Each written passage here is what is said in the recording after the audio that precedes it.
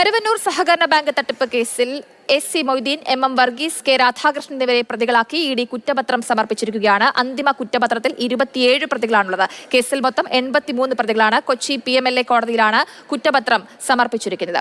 കൂടുതൽ വിവരങ്ങളുമായി അരുൺ ശങ്കർ ചേരുന്നുണ്ട്. അരുൺ, ഇതായി ഒരു കേസിൽ ED അന്തിമ കുറ്റപത്രം സമർപ്പിച്ചിരിക്കുകയാണ്. എത്ര പ്രതികളാണ് ഉള്ളത്? എന്തൊക്കെയാണ് വിശദാംശങ്ങൾ?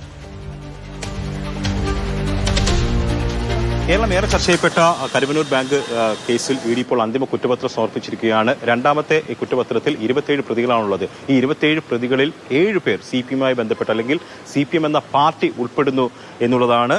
ഇതിൽ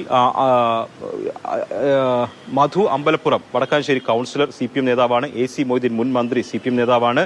MM വർഗീസ് മുൻ തൃശൂർ ജില്ലാ കമ്മിറ്റി സെക്രട്ടറിയാണ്. അതോടൊപ്പം തന്നെ K രാധാകൃഷ്ണൻ നിലവിൽ ആലത്തൂർ MP ആണ്. ഇങ്ങനെ പ്രധാനപ്പെട്ട നേതാക്കന്മാരെ ഉൾപ്പെടെയുള്ളവരെയാണ് ഇപ്പോൾ പ്രതിപട്ടികയിൽ ഉൾപ്പെടുത്തിയിരിക്കുന്നത്. 180 കോടി രൂപയുടെ തട്ടിപ്പ് നടത്തിയിട്ടുണ്ട് എന്നുള്ളതാണ് ഇപ്പോൾ ഈ കുറ്റപത്രത്തിൽ പറഞ്ഞിരിക്കുന്നത്. അതിൽ 128 കോടി രൂപ പ്രതികളിൽ നിന്ന് തന്നെ കണ്ടുകിട്ടിയിട്ടുണ്ട് എന്നാണ് കുറ്റപത്രം വ്യക്തമാക്കുന്നത്. എന്തായാലും 83 പ്രതികളാണ് 2 ഘട്ടമായി സമർപ്പിച്ച ഈ കുറ്റപത്രത്തിലുള്ളത്. ഈ കുറ്റപത്രം സമർപ്പിക്കുന്ന രാഷ്ട്രീയ പശ്ചാത്തലം എന്ന് പറയുന്നത് നിലമ്പൂർ ഉപതെരഞ്ഞെടുപ്പാണ്. അതുകൊണ്ട് തന്നെ ഈ CPM നേതാക്കൾ അല്ലെങ്കിൽ CPM ഉൾപ്പെടെ പാർട്ടി ഉൾപ്പെടെ പ്രതികളാകുമ്പോൾ ഈ ഉപതെരഞ്ഞെടുപ്പിൽ CPM-ന് എതിരായി പ്രതിപക്ഷത്തിനും BJP-ക്കും ഉപയോഗിക്കാനുള്ള ഒരു ആയുധമായി CPM-ന് ഇത് വലിയ രീതിയിൽ പ്രതിരോധിക്കേണ്ടി വരികയും ചെയ്യും.